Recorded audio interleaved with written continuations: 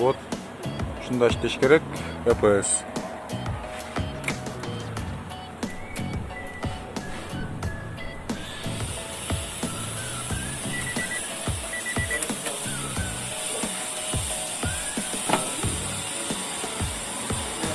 Так, бул жерден биз өзүнүн эле рейкасын жасадык. Компьютерге салдык. Компьютерден EPS көрсөтпөйт, бирок EPS жанып жүрөт. Руль оор. Биз бул жактан самодиагнозка кылганбыз, жанагы жерден диагностика разъемнун самодиагнозка кылып. Бул ошибка көрсөттү. Ушул биздин датчик, кандай десем, бул потенциометр сыяктуу эле. Рульду эки жакка бурганда ушунун ичинде көтөрүлүп, рейканын ичинде көтөрүлүп, токту где-то азайтып көбөйтүп берип турат. Потенциометр деп да койсок болот, реостат деп койсок деле болот. Бул жерде бул жака 5 вольт питание келиш керек экен. Бул жака 5 вольт питание келет. Андан кийин ошо 5 вольтту сиз бурганыңызда рульду, эки жака бурганда рульду ушул жерден токту азайтып көбөйтүп берип, кыскасын айтканда команда берүүчү датчик. Команда берүүчү датчик деп эсептелинет экен.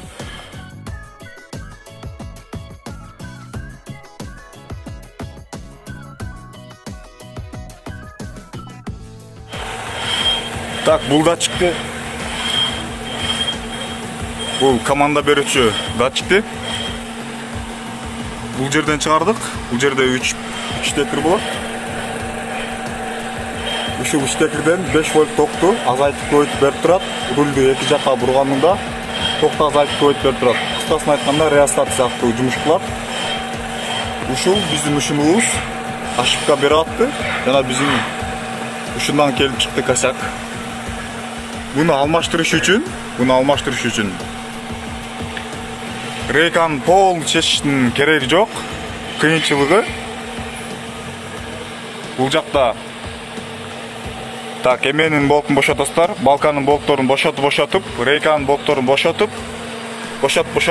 муну ылдыйлатып, рулевой колонканы ажыратып, ылдый түшөт бул.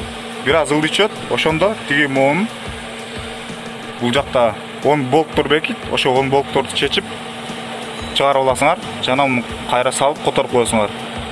Ушуну менен проблема бүтөт. Эң биринчиси, руль катыган учурда компьютерге салып көргүлө.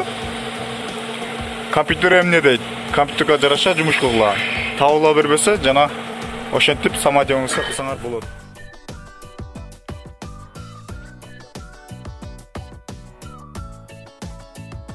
Honda Accord электро рейкасы иштебей жатат.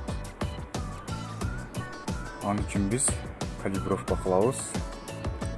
Калибровка кылыш үчүн бул жактан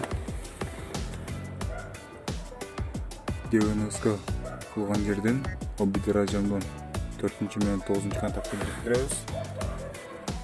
Жана рульду 45 градуска бурабыз. Замокты ачабыз. EPS күйөт.